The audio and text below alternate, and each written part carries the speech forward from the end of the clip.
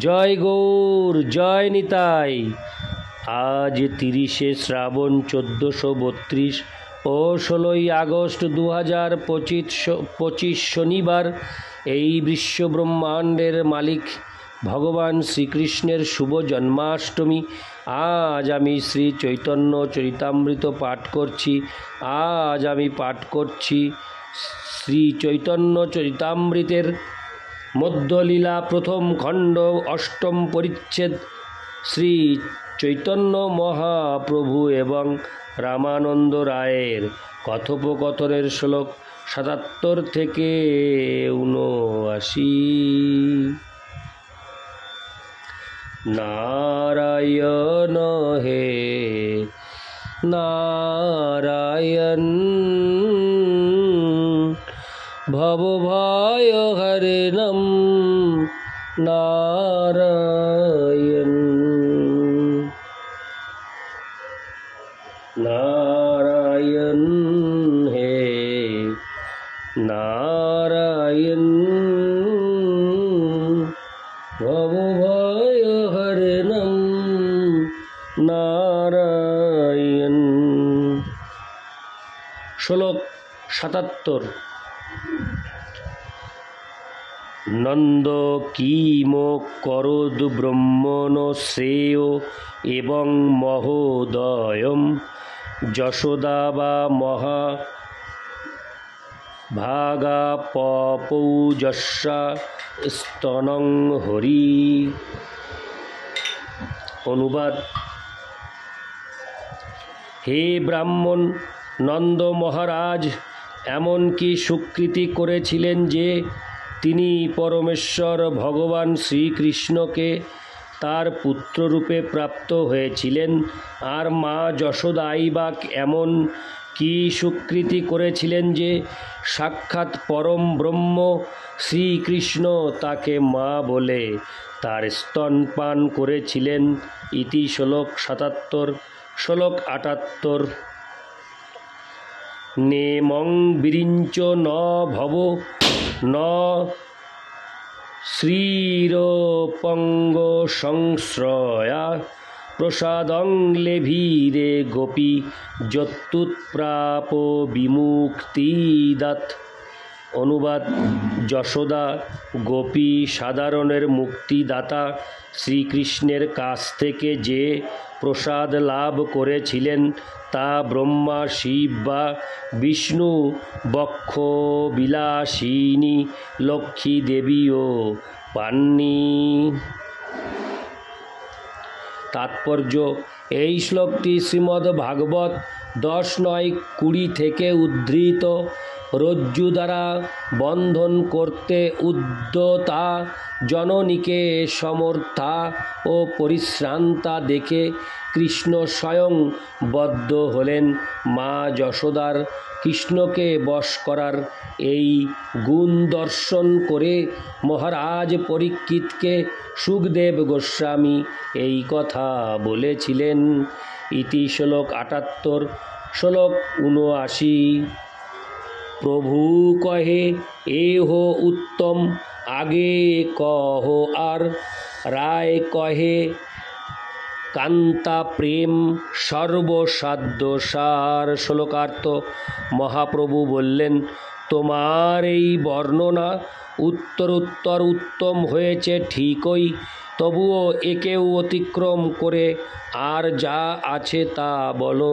তখন রামানন্দ রায় উত্তর দিলেন, শ্রীকৃষ্ণের প্রতি কান্তাভাবী প্রেমের পরাকাষ্ঠা রূপ সাধ্যগণের সার।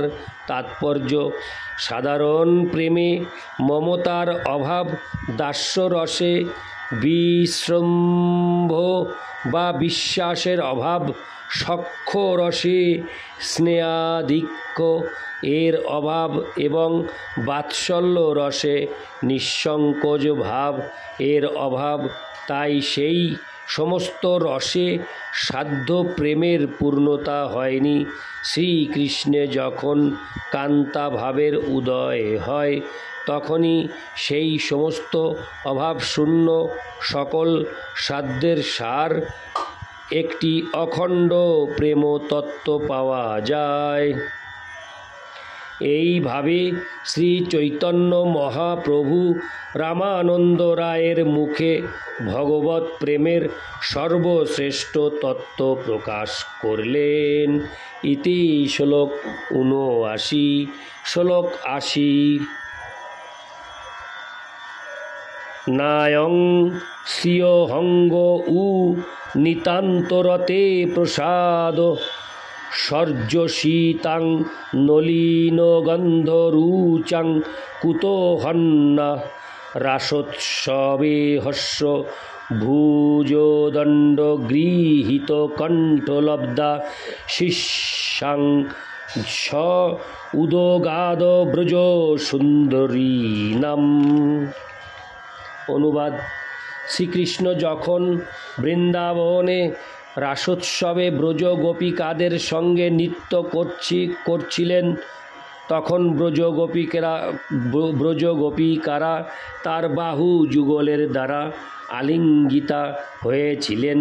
শ্রীকৃষ্ণের এই প্রকার অনুগ্রহ তার বক্ষবিলাসিনী লক্ষ্মী দেবী প্রভৃতি চিদ জগতের নিতান্ত অনুগত শক্তিদেরও লাভ হয়নি। পদ্মগন্ধা স্বর্গীয় রমণীদেরও যখন তা লাভ হয়নি, তখন এই জড় জগতের স্ত্রীলোকদের কথা আর কি বলবো। তাৎপর্য: শ্রীমদ্ভাগবতের এই শ্লোকটি 10:47-60 উদ্ভবের উক্তি।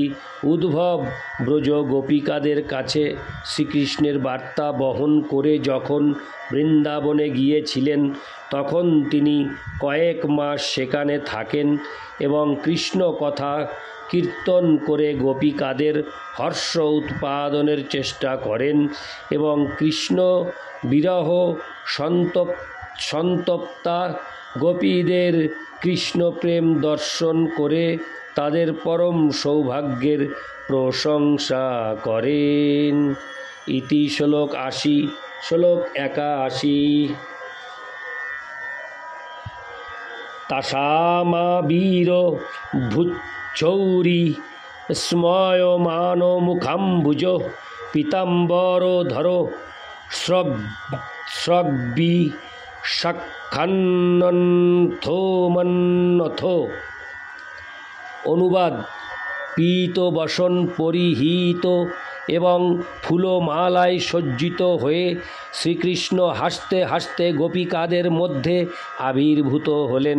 তাকে তখন ঠিক কামদেবেরও কামদেব বলে মনে হচ্ছিল। তাৎপর্য: এই শ্লোকটি শ্রীমদ্ভাগবত 10:32 থেকে উদ্ধৃত। রাসনৃত্যের সময় শ্রীকৃষ্ণ হঠাৎ অন্তর্হিত হয়ে যান এবং তখন গোপীরা তার বিরহে এতই ব্যাকুল হয়ে পড়েছিলেন যে শ্রীকৃষ্ণকে আবার তাদের সেখানে আবির্ভূত হতে হয়েছিল। ইতি শ্লোক ৮১। শ্লোক ৮২ ও ৮৩। কৃষ্ণ প্রাপ্তির উপায় বহুবিধ হয়। কৃষ্ণ প্রাপ্তি তারতম্য বহুত আছয়, কিন্তু যার যেই রূপ কিন্তু যার যেই রস সেই সর্বোত্তম। তটস্থ হঙ্গা বিচারিলে আছে তরোত্তম। শ্লোকার্থ: কৃষ্ণ প্রাপ্তির বহুবিধ উপায় আছে এবং কৃষ্ণ প্রাপ্তির বহুবিধ তারতম্যও রয়েছে, কিন্তু যার যেই রস সেটি সর্বোত্তম।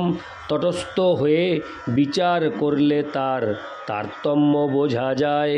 তাৎপর্য: শ্রীল ভক্তি সিদ্ধান্ত সরস্বতী ঠাকুর এই শ্লোকটির বিশ্লেষণ করে বলেছেন, এই শ্লোকের দ্বারা এটি বুঝতে হবে না যে যার যে কোনো মনোধর্ম বা খেয়াল তার সেটি সর্বোত্তম।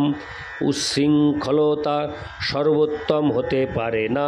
শিলরূপ গোস্বামী ভক্তি রসামৃত সিন্ধু 1-2-101 গ্রন্থে বলেছেন, শ্রুতি স্মৃতি পুরাণাদি পঞ্চরাত্র বিধিং বিনা ঐকান্তিকী হরের ভক্তিরুৎপাতায়ৈব কল্পতে।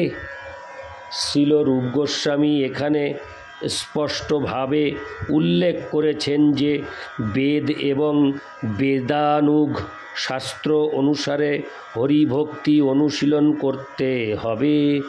মন গড়া ভক্তির পন্থা কেবল বৈষ্ণব সমাজে উৎপাতের সৃষ্টি করে। সেই জন্য গৃহব্রত ধর্মযাজন শাস্ত্র বিগর্হিত অপরাধময় ভাগবত ব্যবসা, মন্ত্র ব্যবসা, শিষ্য ব্যবসা, কীর্তন ব্যবসা, বহির্মুখ সামাজিকতা, লৌকিকতা প্রভৃতির অপেক্ষাযুক্ত মনোধর্মের সঙ্গে শুদ্ধ ভক্তির সমন্বয় এখানে উদ্দিষ্ট হয়নি। এবং আউল বাউল, কর্তা ভজা, নেড়া, দরবেশ, সাই, অতিবাড়ি, চূড়াধারী এবং গৌরাঙ্গ নাগরী নব্য গোস্বামীর মতো বা জাতি গোস্বামীর মতো প্রচারকারী এবং ওই জাতি গোস্বামীর মতকেই ষড় গোস্বামীর মত বলে লোক বঞ্চনাকারী, কৃষ্ণের অভক্ত, গৌর মন্ত্র ও গৌর নাম বিরোধী, নবছড়া রচনাকারী, বিগ্রহ ব্যবসায়ী। হরে কৃষ্ণ।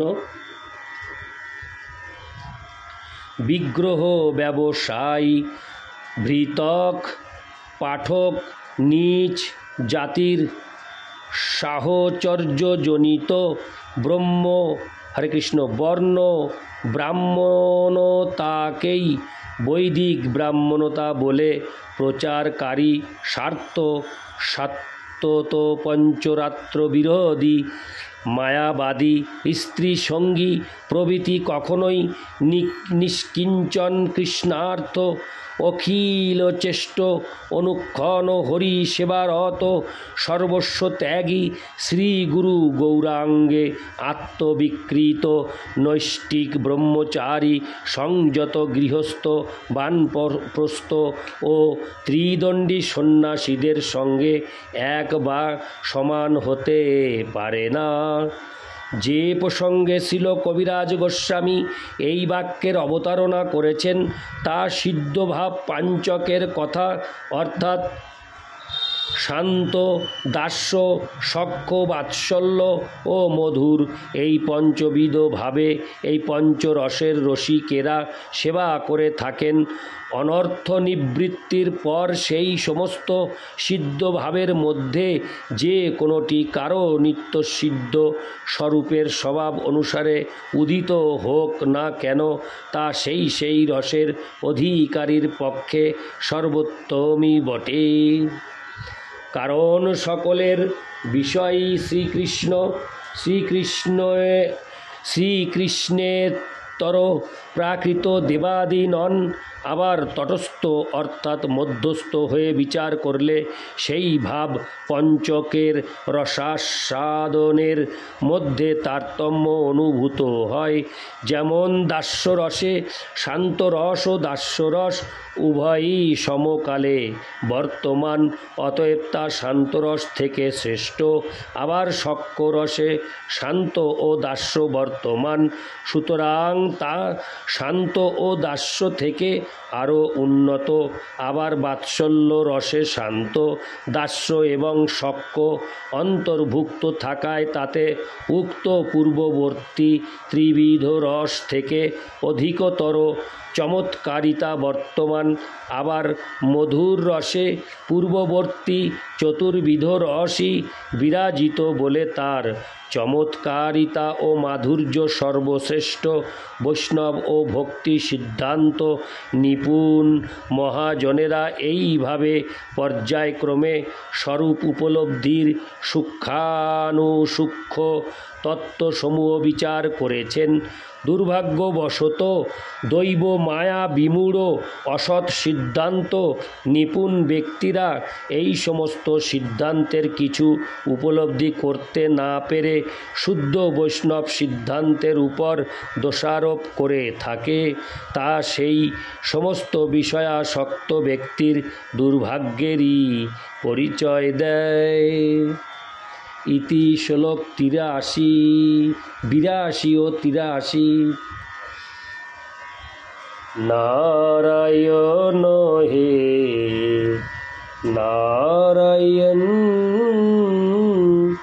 ভবভয় হরণম নারায়ণ।